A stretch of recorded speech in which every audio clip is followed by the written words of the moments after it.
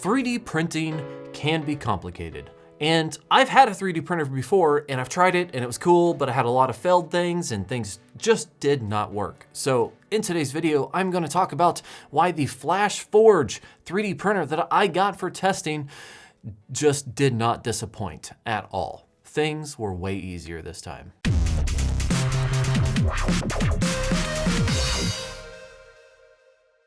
What's up YouTube, Jason here with Byte My Bits, and in today's video, FlashForge has sent me over the Creator Max 2. They sent it over for me to demo, make a video about, and also to spur me getting into actually 3D printing a lot and being excited because more and more things that I print are coming out great. And just right out of the box, this thing works amazing.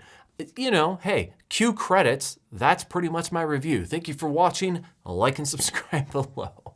Now, the Creator Max 2 has a build volume of 200 by 148 by 150 millimeters. So as you can see, it's a little bit bigger, but not just like too big. Since I have had this printer, aside from the, maybe couple weeks that it sat in a box because I'm catching up on YouTube, so if you haven't noticed, I have been printing things all the time, trying to see, some of the quirks with it, some things people should know if they are gonna jump into something like this, and they just want like an all-in-one, work out of the box, dual extruding, that's awesome, by the way, dual extruding 3D printer that can print multiple colors or multiple devices at the same time, all with one print.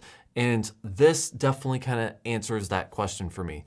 Can 3D printing be stupid easy? Because I am not necessarily very experienced with 3D printing. I've more of just dabbled in the past. So half of this review is just kind of learning how it is, but the other half is I want to keep it as basic as possible. I don't want to, go outside of what they sent me in the box, because that's where you kind of have to know what you're doing. And then if something goes wrong, is it your fault or is it the printer's fault? So I'm really going to keep this review to everything they sent me in the box. And that's really the huge selling point for me, because this thing came pre-set up. Yes, it did have a few support things, holding belts in places and just kind of keeping things in place so they don't get shifted around during shipping.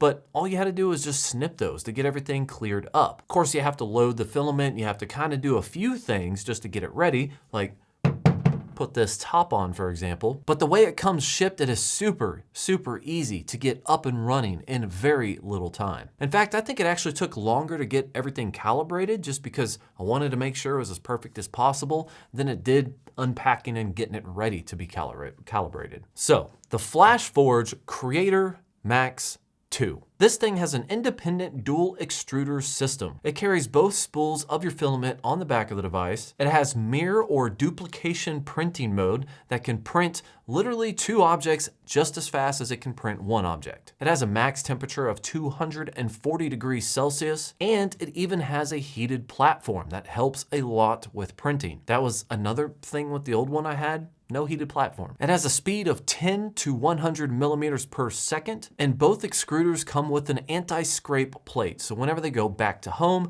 they automatically clean the tips. That way they are just ready for the next print, which, by the way, is super big, because since I have done this and started printing and doing everything, turning it off, letting it cool down, turning it back on, going back to printing, not once have I had a jam or had to clean anything, shove filament through the hole with it being preheated, anything like that. It just kind of maintains itself so far. I've only had, maybe about a month worth of playtime with it, but seriously, this thing is just self-sufficient. Now it can be used with PLA, ultra strong PLA, PVA, ABS, ABS Pro, and HIPS filaments. You have two options to send prints to the device. That's either via an SD card, which by the way, they send to you, or a USB connection. Something to know here, because I did look for a little bit, other versions of FlashForge projects do have these Wi-Fi connectivity. This does not have that. So if you're expecting that, or you want that, or you need that, just know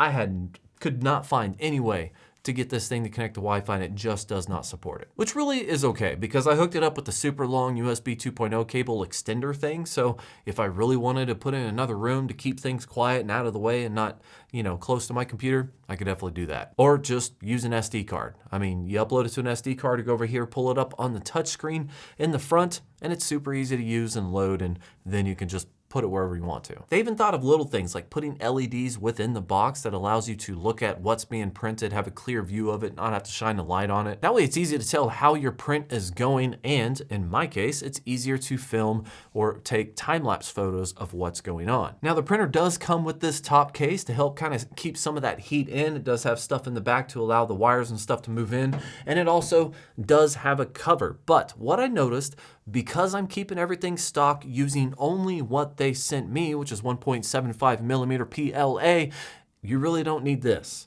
You know, maybe if you're going to print with something like ABS, for example, you might need to keep everything closed, keep everything warm. That might be a thing you need to do. But for most of my prints that I was recording and doing time lapse on, some of which were very long time lapse, it did not require the front to be closed. So that's good. It's still nice to have though. Although FlashForge, if I'm being honest, this thing kind of flimsy, makes a little bit of noise. I need to put something on the front to kind of like,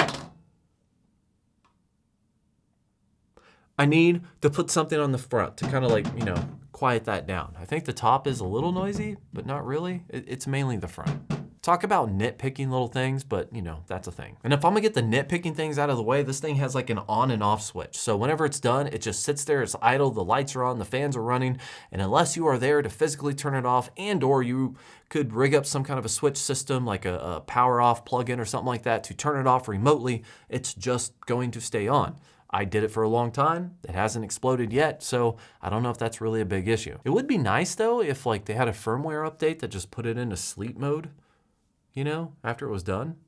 Just throwing that out there. Now, FlashForge does use their own software called FlashPrint. This can import files like STL, OBJ, JPEGs, PNGs, all kinds of file supports to be able to import into this program. In fact, that was one of the coolest things that I found, is that I can take a PNG file, for example, my logo, import it into the FlashPrint software and just kind of create my own little, you know, image logo printout thing. They have other options like a sphere and a tube and stuff like that, but none of that looked good for what I was trying to do. So I was just trying to print this out.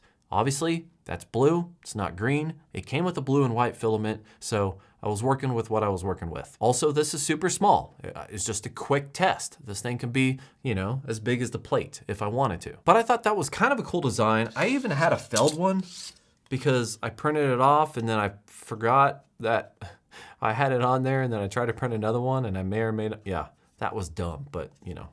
That one doesn't exist. This one came out looking pretty good. Now, before I go into the testing and some of the quirks that I saw when I was printing, I want to cover some of the things that I successfully printed, or at least 99% successfully printed. One of my earliest prints was I was trying to print Yoda, and the very first print was a drastically failed Yoda.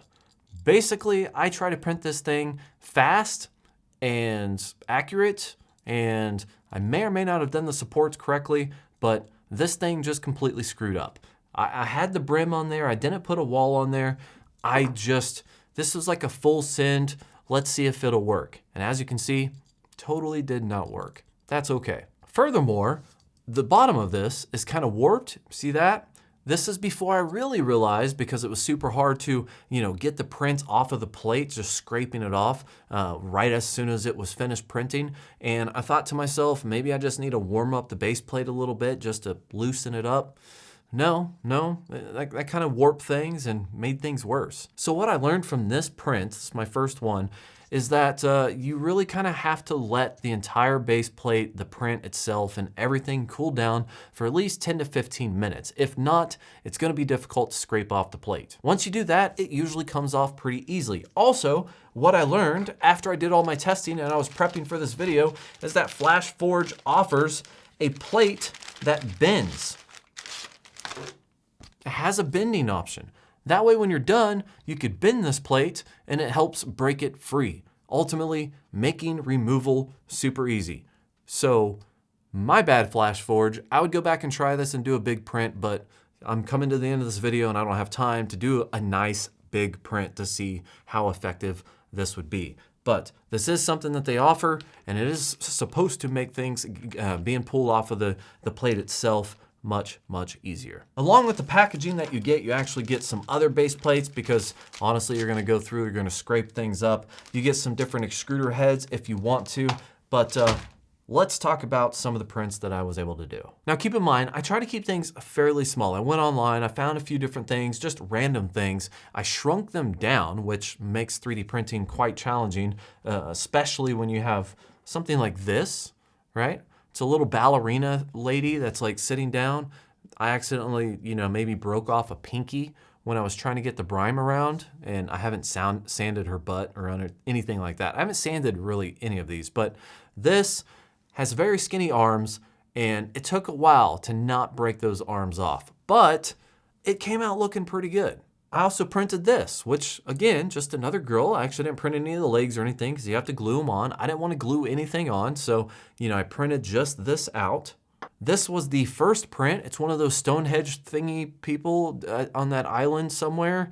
And this was actually a demo file. This came with the SD card. So when you boot everything up, you get everything going, you want to do your first print just to test things out, this is one of the options. And I thought this was really cool because it actually intertwines different colors while it's printing using the dual extruder head. And it really steps up the game as far as just using the stock colors. You sand it down, it looks good. And depending on what kind of filament you use, you can mix and match colors and really make this thing look awesome. I, of course, printed Groot, which I love this thing. This thing came out perfect. I used no supports for this. And although it does wiggle because it's only being held together by what's left of the brim, it does wiggle. That's very easy to fix. Put some stuff in there, make it look like some dirt. I mean, I can really just like make this thing super nice, but I'm just showing you exactly how it turned out. It turned out perfect first print, and yeah, totally impressed.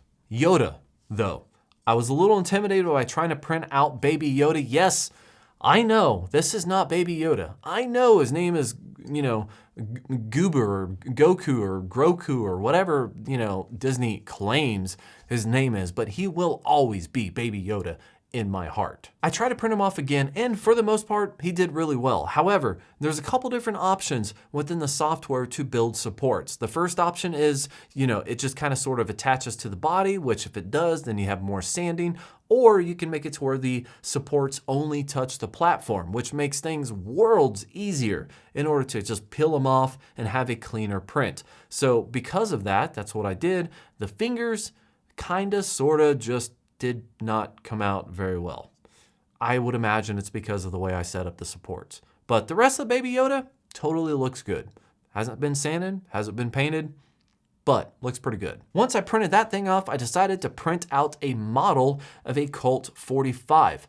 Obviously, the build volume on this is a little limited, so I couldn't print out the full size of it. However, this will give you an example. This is like the biggest size Colt 45, model that I try to print out with my last printer. As you can see, it has the little brim and the supports and stuff like that. And the last printer did not even make it. It failed.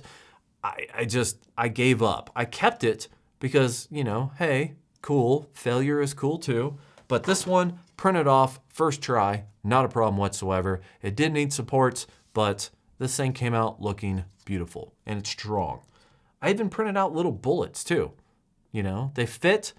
They're not exactly to size, but it's gone now. They're not exactly to size, but you print off a little brim with them. I printed off white and some blue ones right next to each other, and everything came out beautiful. So far, everything is looking really good. And for kicks and giggles, I printed off a FlashForge logo. Felt like I kind of had to. Turned out really well. I mean, it's just a logo, basic print, came out really well. So some of the built-in things within the printer software that makes doing these kind of prints a lot easier are the brim, which, prints off the little thing at the bottom. That dramatically, and I mean dramatically, helps with warping. I highly recommend it. I have basically just used it on every print that was successful without any warping. Like adding the brim definitely changes the game. On top of that, if you're gonna print something off like this, that's using dual extruder heads, you're gonna have one head that obviously is going to be sitting idle. So within the program, you have an option to automatically build a wall around that print. As you can see on the outside, you kind of have blue. On the inside, got a little traces of white. This fits right inside of it. So while it's printing and that head gets brought off, it kind of sort of wipes itself clean. As you can see, it's kind of like that. it wipes itself clean to kind of get it ready for the next print. So when it goes back into the print, the next layer in the different color, you're not gonna get a bunch of just crappy stuff on your print. I've tested this many times, some without even dual colors, but this one had like white supports, for example, just needed the wall. It just helps. It's a little bit more difficult to get cut free and kind of get your print out without possibly breaking off tiny little hands, but it makes your prints come out a lot better. And that's just a feature built right into the software that you can use in order to make sure your prints come out good. So what about the capability of this printer? I have yet to fully, and I mean like print out some super complicated, larger, as maximum as I possibly could sized. We're talking things that might take 30 or 40 hours to print. I have not done that yet, but this thing seemed to be one of the most popular testing platforms that you can print. It's off Thingiverse, you can download it, and it tests so many different things with the 3D printer. You print it with absolutely no supports whatsoever just to see how it works. And I printed this without a wall, I printed this without a brim, and I found a few things out. For starters, without a brim to help control the warping, I did notice just a slight amount of warping on this corner. It just barely came up. Now it did correct itself with the rest of the print, and the rest of the print didn't really seem like it was too affected. However, it did just kind of sort of throw it off a little bit. But this actually tests the print. By the way, I tested this on standard print, standard speed, no brim, no walls, nothing like that. Just completely vanilla, just to see what this thing can do. Just basic. But without that, I was able to go to 15, 30, 45, and 75, 60, and 75, all without any kind of supports, and that's 15-degree increments. 10-degree increments, I was able to go all the way up to 80% without having any kind of major issues. Now, obviously on the bottom of some of these, which I will try to get close-up shots with another camera, you do see a little bit of stuff here where it's trying to build itself up, build the support for it, and then build the platform. So if I wanted to make this perfect, which I'm not, I would be able to sand that down. But this thing is pretty solid the way the 3D model was designed. So, I think this is actually a really great just test overall. It tests overhang, it tests, these bridges, for example, which I was kind of surprised it was able to do. It has everything up to, let's see, how long is this? 25mm bridge. Again, I'm gonna show it on video, but it was able to print a bridge without any supports, super straight lines, and I mean, it just knocked it out, no problem. Closely looking at it, the only thing that I can notice is, one, because I printed it on the standard quality, it is a little harder to get some of the finer details of the letters read, and two, because I did not use a brim, I did get just a little bit of warping on one corner. But overall, it printed this thing out solid, it turned out really good, and, color me impressed. This thing is cool. On that topic, I may or may not have hundreds of dollars worth of different colors and brands coming my way from Amazon, because now that this thing works, now that I know I can print stuff and make it really cool, I can't wait to just dig in and see exactly what I can create. Now, if you want to check out some Amazon links in the description down below, I will definitely put them there. This is going to run you a little bit under $1,000, but with that price, you get something that is super convenient, super easy to use, and I don't want to say maintenance free, because you're really supposed to maintain. You're supposed to clean the nozzles. You're supposed to, you're supposed to do things to make sure your prints come out good. But I've printed so much stuff, and with the skid plates built into the nozzles, it automatically cleans itself. I have yet to have any problems from maintenance. So maybe you won't have to clean it as often as you should. I should note that inside the box, I got a few different tools, things to help clean, things to help put it together. When I got this, I did have to attach the heads themselves because they don't come pre-attached. So I did have to do a little bit of setup, and it wasn't really that bad, but the tools are all included. There's a bunch of different grease and things here that I have yet to need at all, but it does definitely come with some things. It comes with a and I want to say FlashForge, you guys did a really good job. It does come with a very well written starter guide that allows you to get everything up and running. It includes everything, like how to unpack it correctly, right? Which is great. I mean, for someone like me, it's like I haven't been in 3D printing for probably 2 years now, so I was almost learning from scratch. I followed it to the T, and I was able to get up and running with ease. I like the fact that I have some replacement plates here, and now that I realized I have the flex plate, that's probably gonna be my next test. Once I get my new filament in, I wanna test out different brands, different colors, see what I can print, and see how good I can make them look, because that's kind of exciting. Also, since I'm not on like a time constraint, I might even try some bigger builds at the highest possible quality and see what I can really do with this. It's gonna use more plastic, but I feel like I could really print some cool stuff.